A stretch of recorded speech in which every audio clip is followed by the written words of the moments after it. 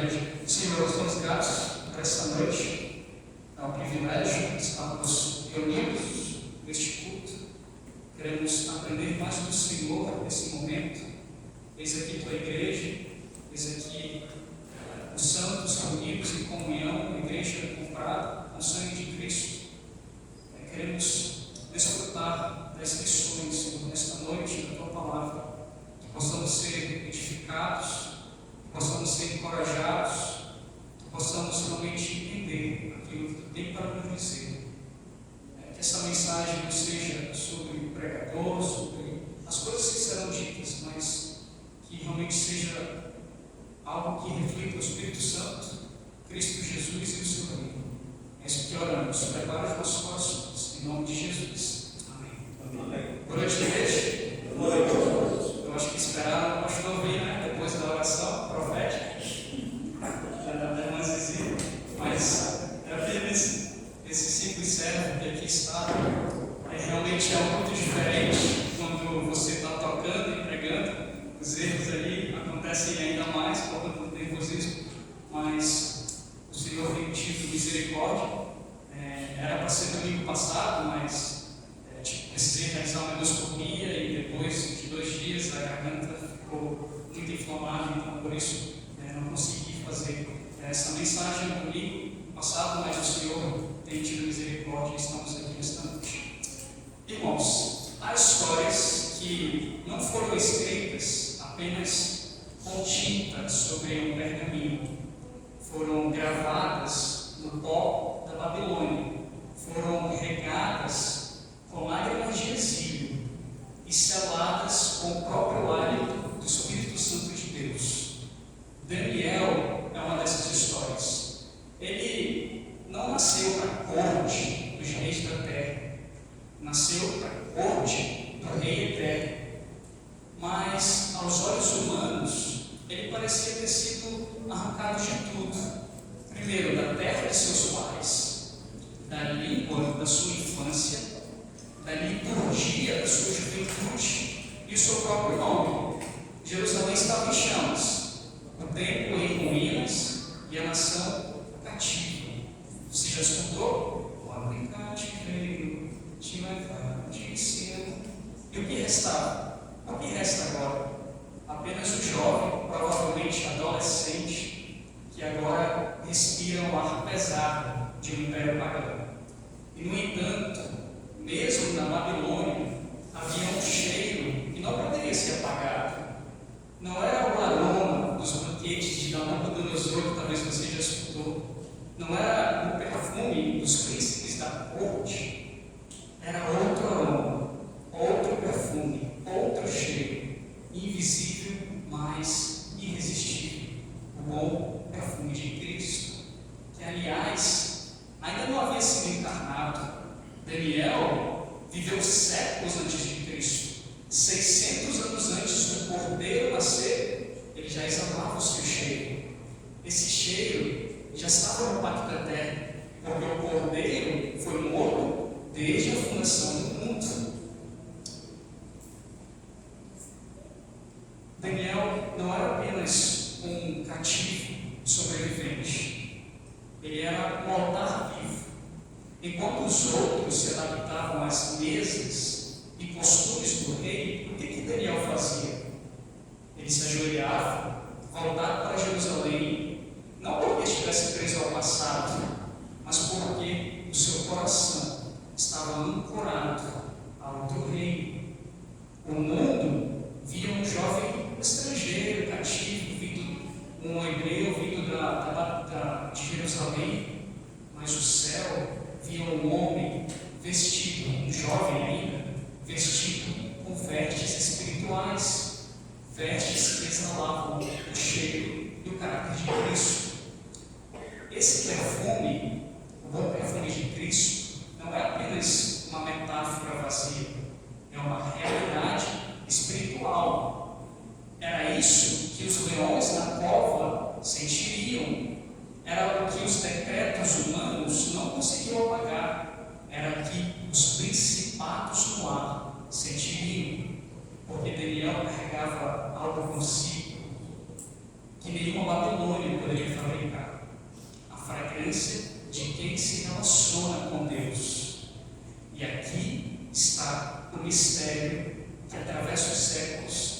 chega até nós. O bom perfume de Cristo não apenas nos preserva, ele denuncia o mundo, ele incomoda impérios, desmascara agendas e causa uma reação espiritual. Porque o mundo pode até tolerar o crente silencioso, mas não suporta o cheiro de Cristo. Então hoje, ao entrarmos nessa história, não estamos lendo apenas um episódio de livramento, um episódio antigo de livramento, e que reflete na própria sequência dos impérios. É muito mais do que isso. Estamos atravessando um campo de batalha invisível, onde o aroma perfumado do céu confronta o fedor das densas trevas.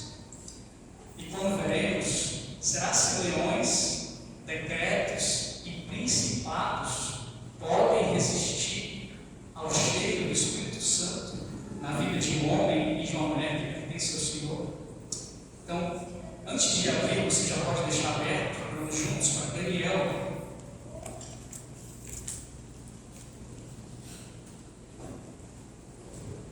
Mas antes de abrirmos para Daniel capítulo 2, capítulo 6 e depois no final, todo o capítulo 10, eu preciso que meus amados irmãos caminhem comigo.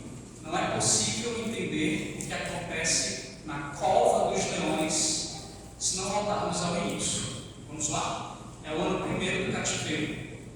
Jerusalém caiu, os muros foram derrubados, o templo que antes brilhava com o ouro das ofertas e com o fogo do altar, agora é o que? Cinza e poeira. Os utensílios santos desse templo são levados para um outro templo, mas agora de um rei pagão. E os jovens mais promissores de Israel foram arrancados de suas casas e agora marcham acorrentados rumo à Babilônia. Entre eles, Daniel. No capítulo 1 de Daniel, não começa como um leão, começa com o quê? Uma mesa de manjares do rei, um convite à assimilação, uma sutil sedução, para que Daniel esquecesse quem ele era. Mas ele esquece? Não, ele resolve em seu coração não se contaminar. E aqui, ainda jovem, ele nos ensina o seguinte: que o exílio pode até levar o seu corpo, mas não pode dominar a sua alma. O convite não era apenas para comer os manjares do rei, mas para ser assimilado, para se tornar babilônico. E aqui no capítulo 1, Daniel vence sua primeira grande batalha, a batalha da mesa. Agora no capítulo 2, a Babilônia treme. O rei Nabucodonosor sonha, mas não lembra o seu sonho.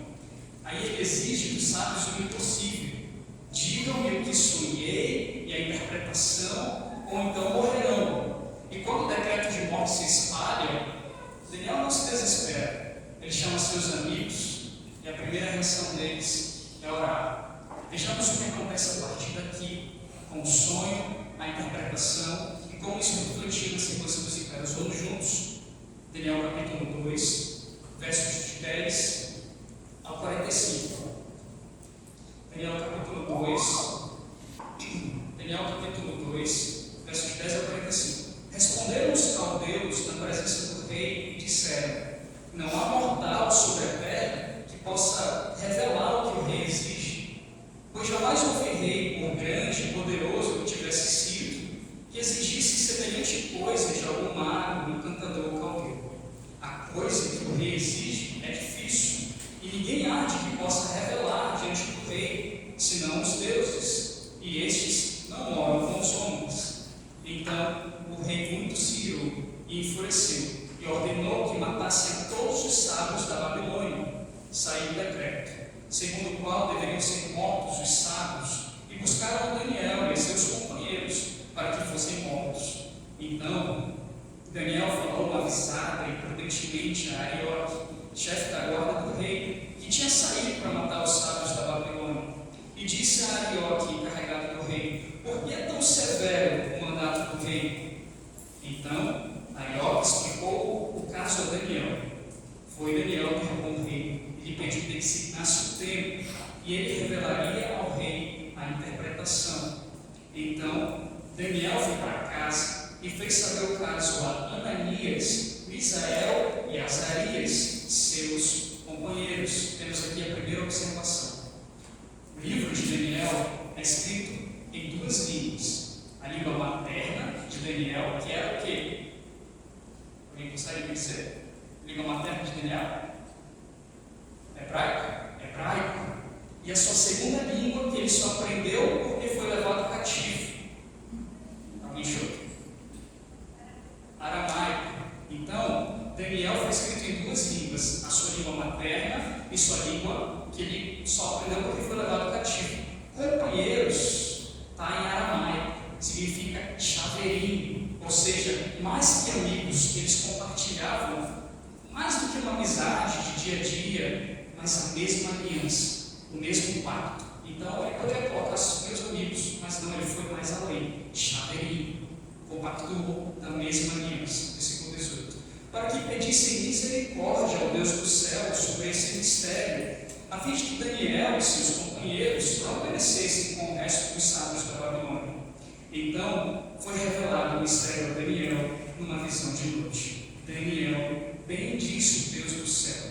Disse Daniel: seja bendito o nome de Deus de eternidade a eternidade, porque dele é a sabedoria e o poder. É ele quem muda o tempo e as estações, remove reis, estabelece reis. Ele dá sabedoria aos sábios e entendimento aos inteligentes. Ele revela o profundo e o escondido. Conhece o que está em trevas e com ele mora a luz. A ti, ó Deus de meus pais, eu te rendo graças e te louvo, porque lhe deste sabedoria e poder. E agora me fizeste saber o que te pedimos, porque nos fizeste saber este caso do rei. Por isso, Daniel foi ter com Arioque, ao qual o rei tinha constituído para exterminar os sábios da Babilônia.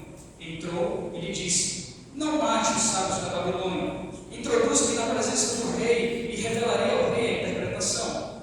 Então, Arioque depressa introduziu Daniel na presença do rei e lhe disse: achei dentre os filhos dos cativos de Judá, o qual revelará ao rei a interpretação. Respondeu o rei e disse a Daniel, cujo nome era o quê? Beltesazar. Segunda observação. Aqui nós temos uma das principais características do Império Babilônico. Entre elas, em relação aos indivíduos, aos cativos vindos das regiões da Babilônia, Babilônia queria mudar a identidade, mas além disso, a identidade espiritual de cada indivíduo. Não era uma simples mudança de nome. Enquanto Daniel apontava para o Deus de Israel, que significa Deus é meu juiz, Beltesazar apontava para o maior Deus da Babilônia, Bel-Merduk, então Beltesazar. Podes tu fazer-me saber o que vi no sonho e sua interpretação? Respondeu Daniel na presença do rei e disse: o mistério que o rei exige, nem encantadores, nem magos, nem astrólogos o podem revelar ao rei, mas há um Deus no céu, o qual revela os mistérios, pois fez saber ao rei Nabucodonosor o que há de ser nos últimos dias. O teu sonho e as visões da tua cabeça, quando estavas no teu leito, são estas: estando tu, ó rei, no teu leito, surgiram-te pensamentos a respeito do que há de ser depois disso. Aquele, pois, que revela mistérios, te revelou o que há de ser. E a mim me foi revelado este mistério, não para que haja em mim mais sabedoria do que em todos os viventes, mas para que a interpretação se fizesse saber ao rei e para que entendesse as cogitações da tua mente. Tu, ó rei, estavas vendo, e eis aqui uma grande estátua. Esta, que era imensa e de extraordinário esplendor, estava em pé diante de ti, e sua aparência era terrível. A cabeça era de fino ouro, o peito e os braços de prata, o ventre e os quadris de coxa, as pernas de ferro, os pés em parte de ferro e parte de barro. Quando estavas olhando, uma pedra foi cortada assim aos 20 mãos, feriu a estátua nos pés de ferro e barro e os esmiuçou. Então foi juntamente esmiuçado o ferro, o barro, o bronze, a prata, o ouro, o quais se fizeram como a palha das eras do estio, e o vento os levou, e deles não se viram mais vestígios, mas a pedra feriu a estátua, se tornou uma grande montanha que encheu toda a terra. Este é o sonho e também sua interpretação. Diremos ao rei, versículo 37, tu, ó rei, rei de reis, a quem o rei do céu conferiu o reino, o poder, a força e a glória, cujas mãos foram entregues os filhos dos homens, onde quer que eles habitem, e os animais do campo e as aves do céu, para que dominassem sobre todos eles. Tu és a cabeça de ouro. Depois de ti se levantará outro reino inferior ao teu, e um terceiro reino de bronze, o qual terá domínio sobre toda a terra. O quarto reino será forte como o ferro, pois o ferro tudo quebra e esmiuça. Como o ferro quebra todas as coisas, assim ele fará em pedaços e esmiuçará. Quanto ao que viste dos pés e dos artelhos, em parte de barro de oureiro e em parte de ferro, será esse um reino dividido. Contudo, haverá nele alguma coisa da firmeza do ferro, pois que viste o ferro misturado com barro de lodo. Como os artelhos dos pés eram em parte de ferro e em parte de barro, assim, por uma parte, o reino será forte e por outra será frágil. Quanto ao que viste do ferro misturado com barro de lodo, misturar-se-ão mediante casamento, mas não se ligarão ao outro, assim como o ferro não se mistura com barro. Mas, nos dias desses reis, o Deus do céu suscitará um reino que não será jamais destruído. Este reino não passará a outro povo, esmiuçará e consumirá todos esses reinos, mas ele mesmo subsistirá para sempre. Como viste que do monte foi cortada uma pedra, sem auxílio de mãos, e ela esmiuçou o ferro, o bronze, o barro, a prata e o ouro, o grande Deus fez saber ao rei que há de ser futuramente, certo é o sonho e fiel à sua interpretação.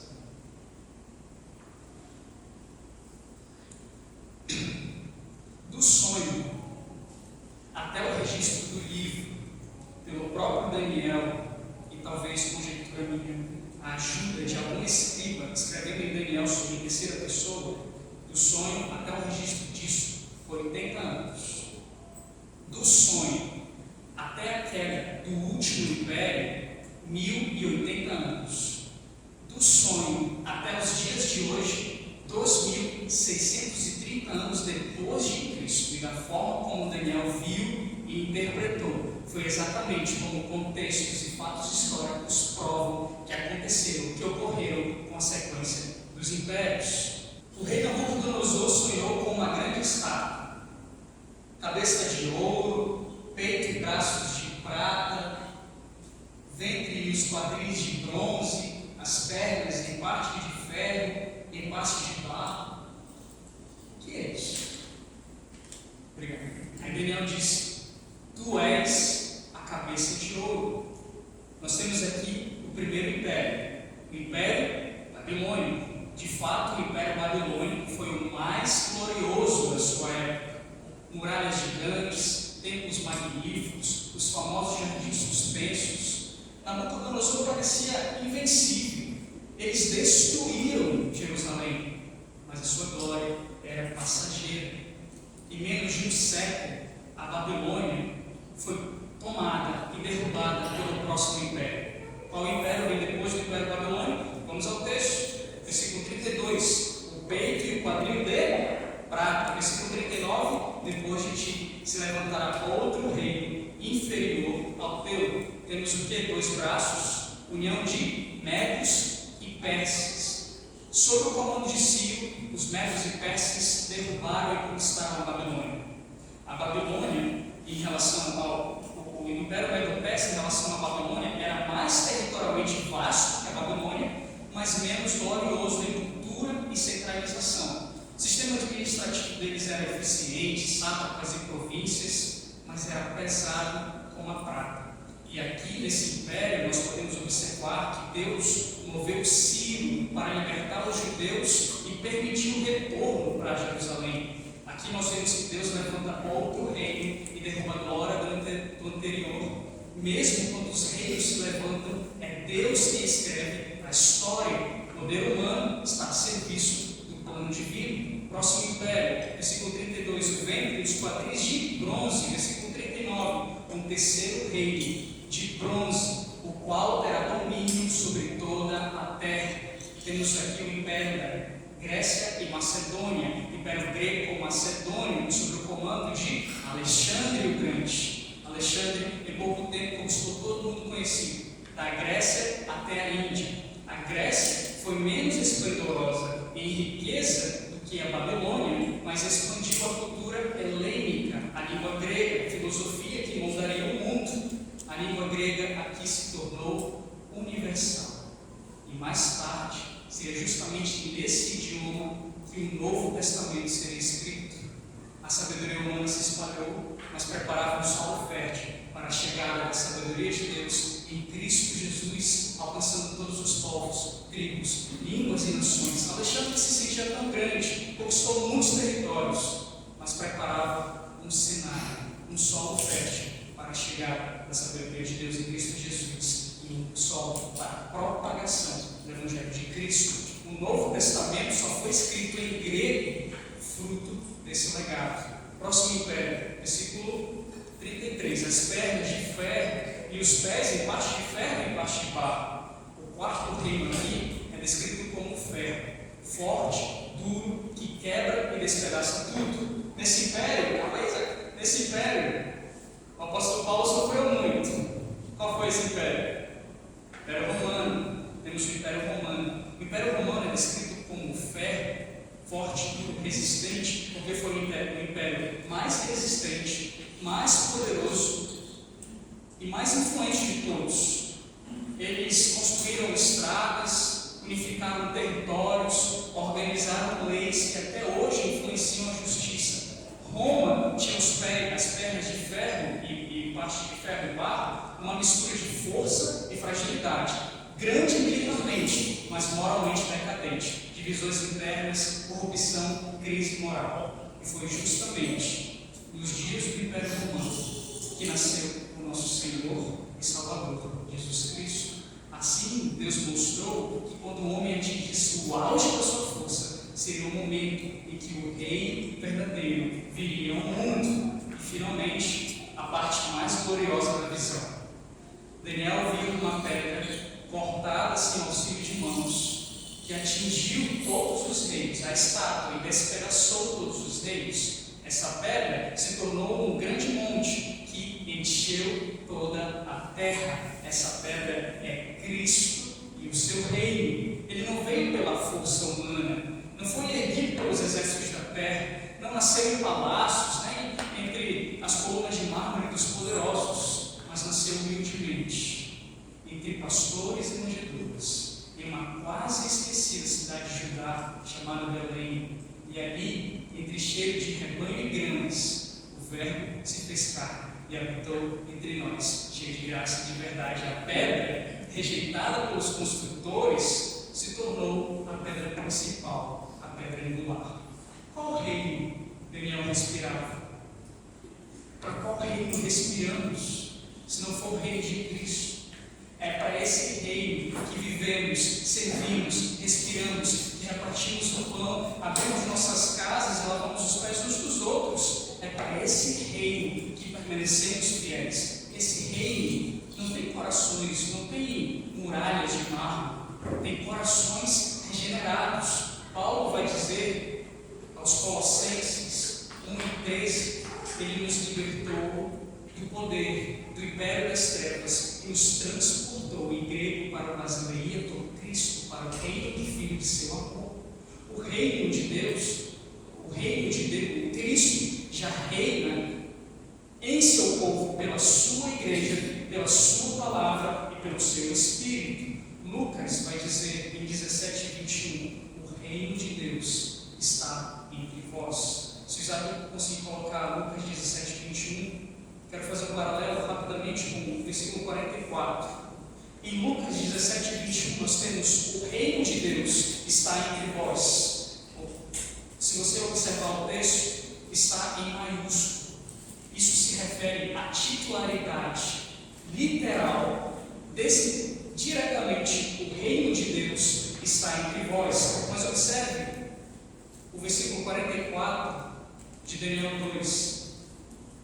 Mas nos dias desses reis, o Deus do céu suscitará um reino que não será jamais destruído. Esse reino está em maiúsculo ou minúsculo? maiúsculo ou minúsculo? No versículo 44. Vamos lá, analisar o texto. Versículo 44, capítulo 2.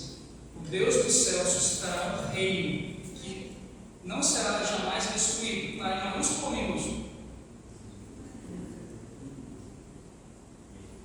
Vamos lá. Mas nos dias desses reis, o Deus do céu suscitará um reino. Está maiúsculo ou minúsculo o reino?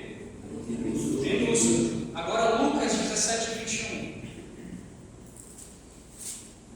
Quando ele se refere ao reino de Deus que está entre vós.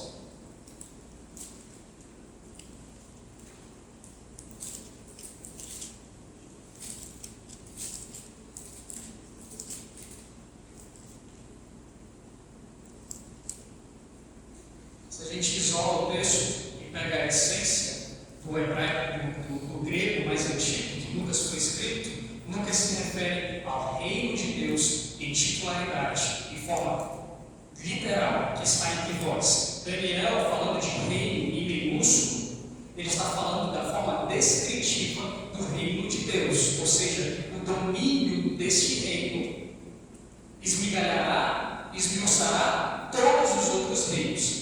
Esse contexto de 44 está em aramaico. Aramaico era a língua que os governos se comunicavam de forma diplomática. Então, pontualmente e propositalmente, Daniel escreve em aramaico, mas haverá um reino que destruirá todos os reinos. Ele não está falando apenas para quem tem a sua língua materna, mas ele está fazendo uma declaração diplomática em aramaico, porque era a língua das nações, a língua da diplomacia. Ele está falando para todos, não apenas para os íntimos, com a língua de hebraico, mas a todos, uma declaração diplomática. O reino não será jamais destruído. Não se trata apenas de um espaço físico, mas de domínio ativo de Cristo sobre a criação, sobre o seu povo e sobre o universo. Vamos adiante. Embora Daniel tenha vivido séculos antes de Cristo, a sua vida já apontava para a presença da pessoa do Senhor Jesus Cristo. O apóstolo Paulo, aos Coríntios, ele vai dizer: graça, porém, a Deus que em Cristo sempre nos conduz em triunfo, e por meio de nós manifesta em todo lugar o cheiro do seu conhecimento, porque nós somos para com Deus o bom perfume de Cristo, tanto nos que são salvos como nos que se perdem.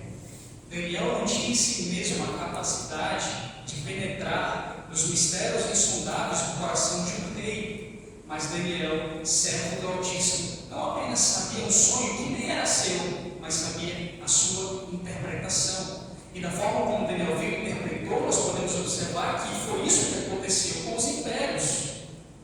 Mas só sabemos olhando para trás.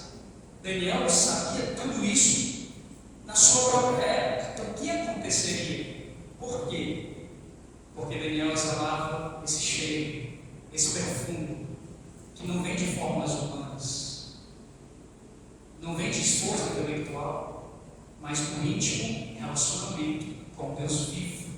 E você exala o bom perfume de Cristo. Então, finalizamos o capítulo 2, no capítulo 3, temos a fornalha ardente. Não é Daniel que está lá, mas seus amigos. Há um decreto que exige adoração a uma estátua de ouro. Todos se dobram, menos 3, e o fogo não os consome. Então, a Babilônia vê pela primeira vez que há um reino mais alto do que Nabucodonosor. No capítulo 4, nós temos o orgulho do rei. Nabucodonosor caminha pelo seu palácio dizendo: não é esta a grande Babilônia que eu edifiquei?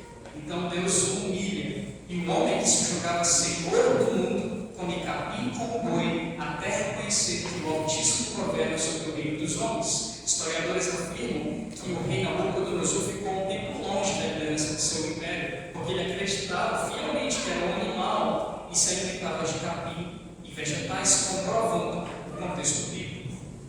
No capítulo 5, nós temos a festa de Belsazar. As taças que foram roubadas do templo agora são profanadas no banquete. E de repente, uma mão aparece e escreve na parede: Mene, Mene, tekel parsim. pesado foste na balança e achado em falta. O império cai naquela mesma noite. Babilônia, que parecia eterna, é tomada pelos medos e persas. E aqui chegamos ao capítulo 6. Um novo rei, um novo império, Dario. Passaram os 30 minutos, o restante do tempo vamos desfrutar do capítulo 6. Como eu disse, temos um novo império, um novo rei, mas Daniel continuou o mesmo. Não importa se o cedro muda de mão, os seus joelhos continuam dobrados diante do mesmo Senhor. Ele ora 3 vezes ao dia, não por religiosidade mecânica, mas porque o seu coração pertence a outro rei. Aqui os inimigos conspiram, criam uma lei que proibia a oração ao Deus vivo. Daniel sabe do decreto e mesmo assim ele abre a janela e ora em direção a Jerusalém, porque quando o decreto dos homens se opõe ao decreto de Deus, o cristão não recua, ele se posiciona. Havia no coração de Dario uma estranha afeição por aquele homem cativo.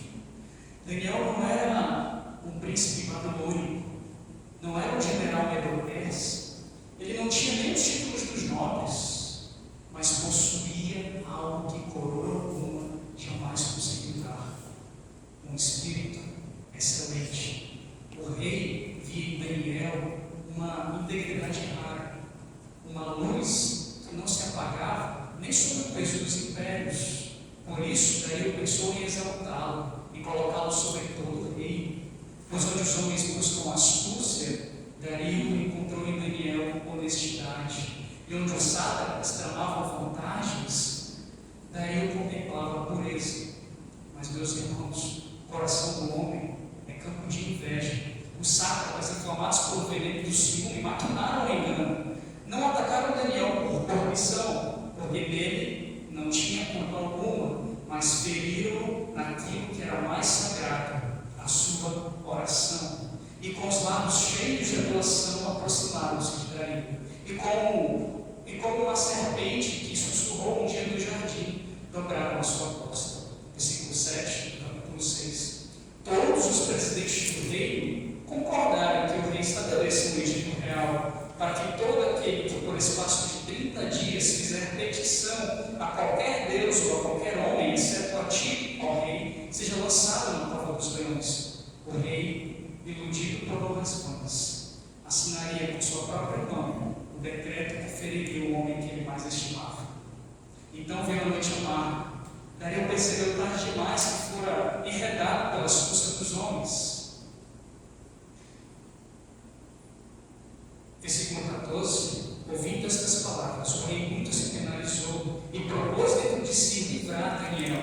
E até o pôr do sol trabalhou para salvá-lo. Mas, meus irmãos, lembrem-se, a lei dos medos e persas era irrevogável. A lei se curvou para o mal e agora não pode se curvar para o bem. Então o rei, com o coração pesado, tem que entregar Daniel aos dentes dos leões.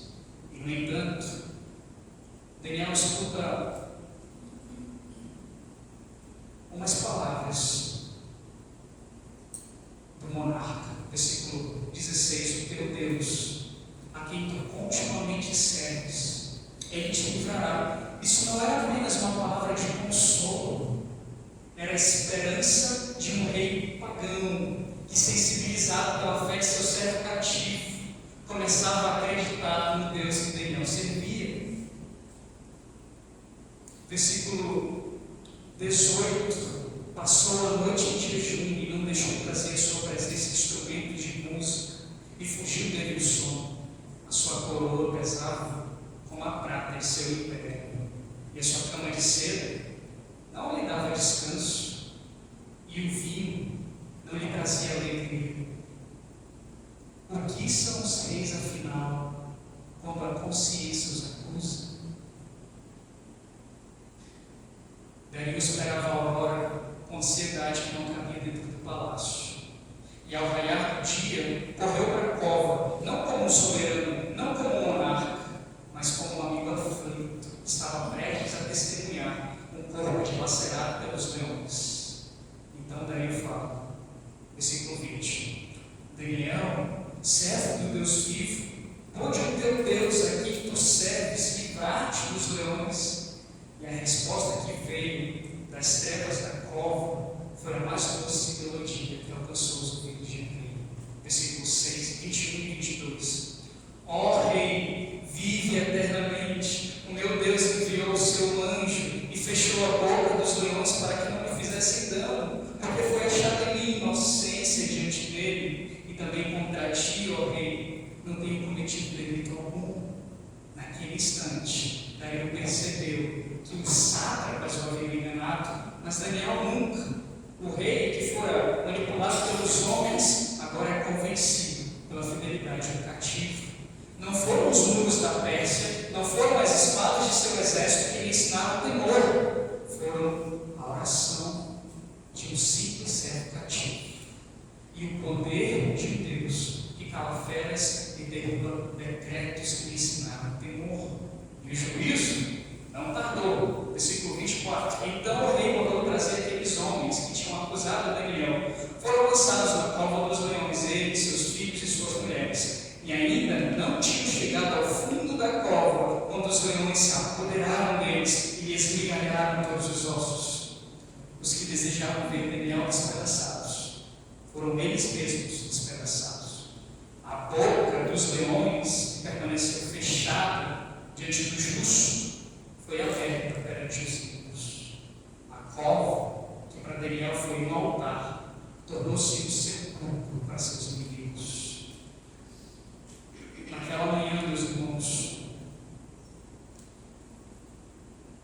o rei, ele ergue sua voz por meio de um decreto que soava como o Salmo de Davi, versículo 25 a 27. Da minha parte, é feito um decreto, pelo qual, em todo o domínio do meu reino, os homens temam e temam perante o Deus de Daniel, porque ele é o Deus vivo e permanece para sempre, e o seu reino não será destruído, e o seu domínio durará até o fim. Ele livra, ele salva, e faz sinais e maravilhas no céu e na terra. Ele livrou Daniel do poder dos leões. Naquela manhã, não foi Daniel que saiu da cova, foi Dario que saiu das trevas da dúvida para a luz do reconhecimento. Ele que governava sobre povos, sobre nações, agora se curva diante do Rei dos Reis, cujo domínio não tem fim. A fidelidade do cativo transformou o coração do monarca e, por meio de um decreto, espalhou a glória de Deus para todo o império.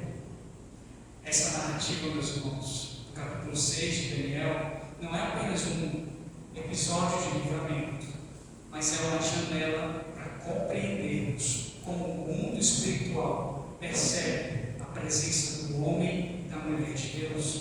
A maioria desse relato que acabamos de contemplar, apenas como um relato sobre a proteção de Deus contra animais ferozes, mas há algo mais profundo do que isso.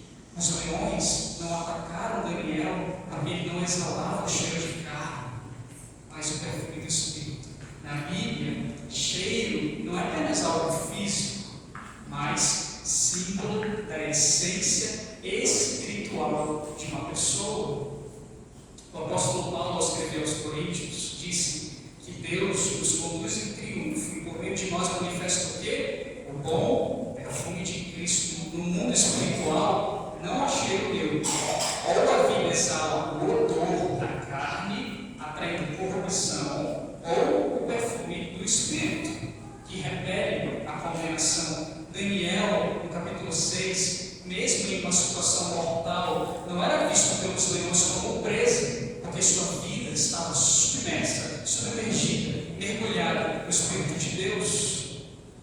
No mundo espiritual isso é real. Aquilo que nós somos diante de Deus reflete em como seremos percebidos, tanto por anjos quanto por forças das trevas. Imagine agora você entrar em um ambiente impregnado de um odor forte. De repente seu corpo reage, sua mente é influenciada e até suas emoções mudam.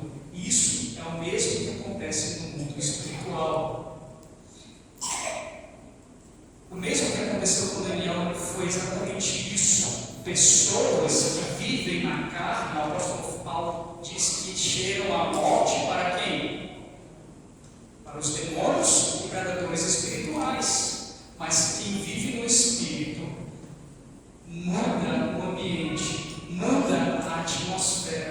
Ao entrar, Daniel não mudou porque foi para a cova, mas a cova mudou porque Daniel entrou nela. As Escrituras, meus irmãos, usam essa metáfora do cheiro de uma maneira profunda.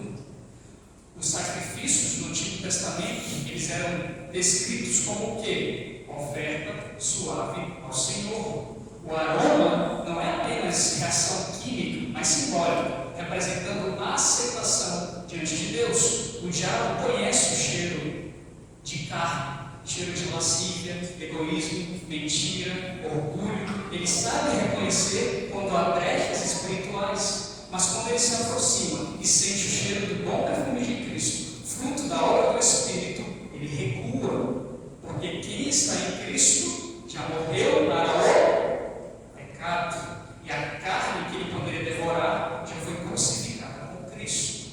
O bom perfume de Cristo é fruto resultante da obra redentora e escandalosa da graça, é fruto da redenção de Cristo crucificado e ressurreto.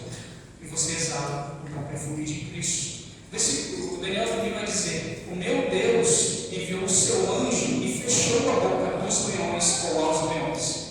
Aqui nós temos a convergência de duas doutrinas: providência divina e angiologia.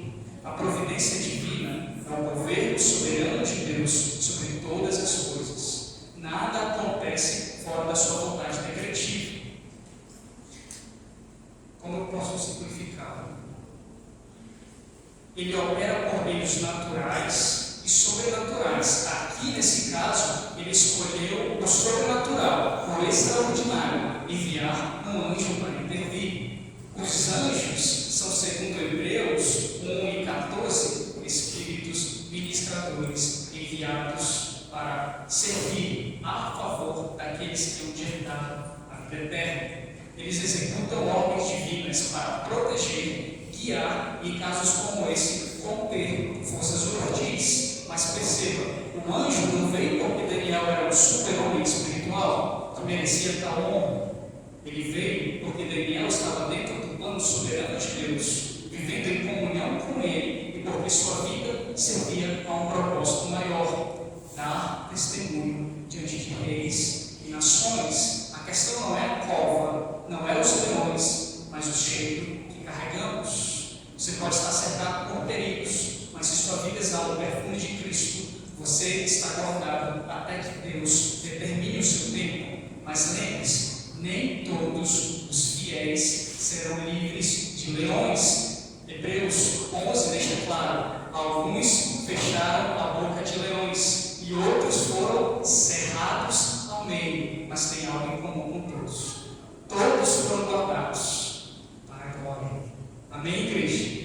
Não subestime o que significa ter o cheiro de Cristo. Isso é viver saturado de Cristo, ao ponto do inimigo não encontrar onde ficar os seus bens. Para finalizar, vamos desfrutar de alguns versículos do capítulo 10, versículo 12 e 13 do capítulo 10.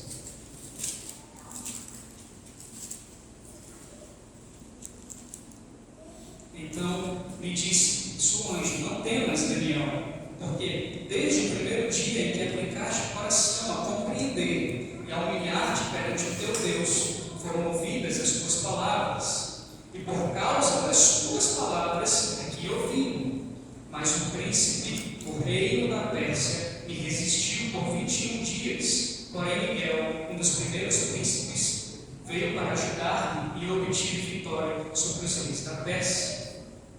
A Bíblia vai mostrar em Apocalipse 5 e 8 que o aroma da oração, da comunhão dos santos, são como um incenso diante de Deus. No mundo espiritual, o altar celestial recebe o aroma da comunhão dos santos. Esse aroma tem peso, cheiro e impacto na realidade espiritual. Daniel orava 3 vezes ao dia, e cada oração era uma fragrância distinta.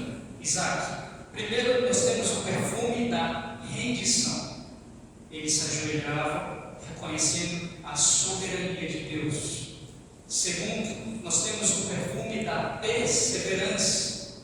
Ele não mudava o seu hábito quando os decretos de morte vinham, quando as coisas estavam difíceis, quando estava na fornalha, quando ele foi para a cova dos leões? Perfume da perseverança. Terceiro, perfume da rendição, perfume da intercessão. Ele orava pelo povo, pelas nações, não apenas por si mesmo. Aqui em Daniel 10 nos revela uma chave pouco pregada. O mundo espiritual reage à oração dos santos, à oração do justo. Você vê no texto, desde o primeiro dia, as suas orações foram o quê? Ouvidas. Mas o que aconteceu? Uma batalha foi travada nos céus. O texto fala do príncipe do reino da Pérsia. Isso é uma entidade espiritual ligada às ordens espirituais da maldade, parte da hierarquia dos espíritos da maldade.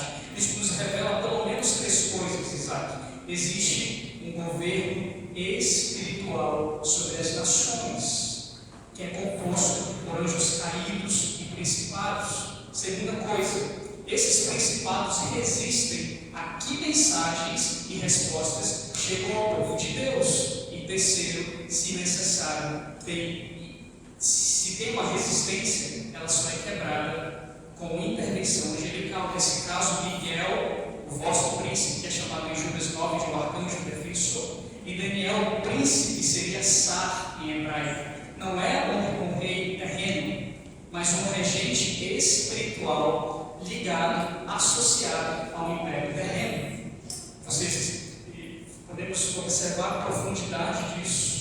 Então nós temos ciência que estamos diante de poderes pessoais, supra-humanos, que influenciam os reinos e as nações. A Escritura dá base para isso. Versículo de Deuteronômio 32:8, nós vamos ver que Deus repartiu as nações segundo o número dos filhos de Deus ou filhos de Israel. No texto hebraico mais antigo nós temos Ben Elohim, segundo o número de Ben Elohim. Aqui filhos de Deus se refere a seres celestiais. Só vai se referir a filhos de Deus em relação à humanidade quando o contexto é sobre redenção. Quando você não vê redenção, são seres espirituais. Então Deuteronômio reforça esse governo. Em Salmo 82, Deus julga os deuses, os seres espirituais, por governarem injustamente as nações. Você pode observar Ezequiel 28, Isaías 14, que por trás de todos os príncipes históricos, como Tiro e Babilônia, existe uma influência espiritual ativa e caída. Daniel 10 nos revela uma cadeia de comando espiritual que interage com as administrações políticas e públicas, que influenciam os decretos absurdos que às vezes vemos, as leis inexplicáveis que não se encaixam, a cultura que não faz sentido, influência espiritual. Para finalizar, desde o primeiro dia foram ouvidas as suas palavras. O céu responde de imediato, mas houve atraso na entrega. Isso nos ensina pelo menos três coisas. Atraso não é negação, é guerra. Perseverança, 21 dias, mantém o incenso aceso, intenso. Anjos, arcanjos, nesse caso Miguel, intervém quando exige reforço de alta patente. Os irmãos, quando Daniel foi lançado na cova dos leões, o céu e o inferno estavam observando. Não era apenas um teste físico, era uma disputa de governo. A lei dos medos e persas respaldava a decisão de Dario, era irrevogável. Mas acima desse decreto havia um decreto real dos reis dos reis, livrando Daniel da cova dos leões. Ele não saiu diferente de como ele entrou. Ele saiu exalando o bom perfume de Cristo na fidelidade da sua vida como servo cativo, apontando para a pessoa do Senhor Jesus Cristo. Esse perfume deslocou todo o império. No antigo Império Persa, onde Daniel viveu, hoje nós temos o Irã. O Irã é um dos focos mais intensos da igreja perseguida. Então, esse aqui, a academia,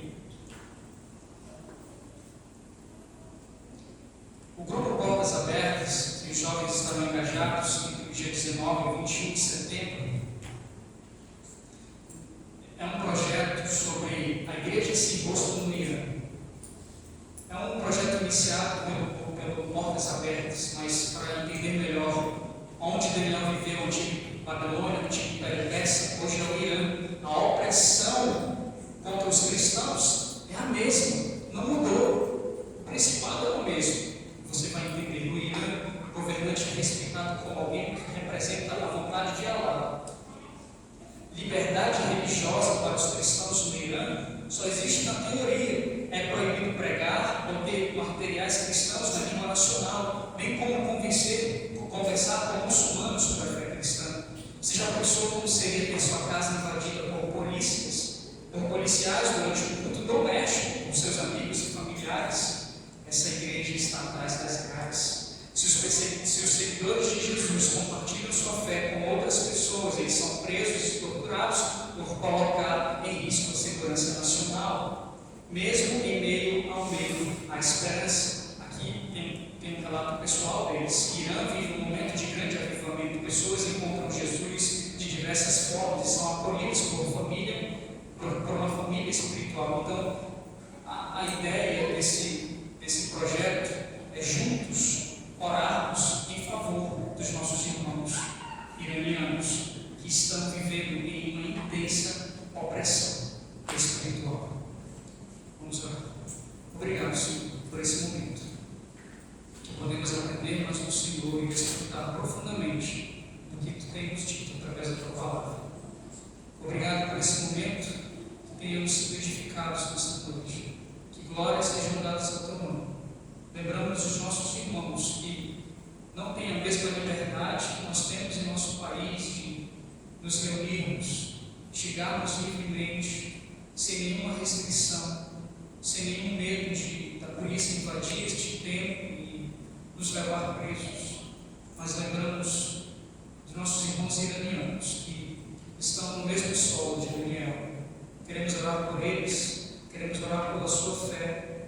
Queremos orar para que eles se mantenham firmes com o Senhor, que eles tenham cada vez mais vigor para a caminhada cristã. Oramos em nome de Jesus. Amém.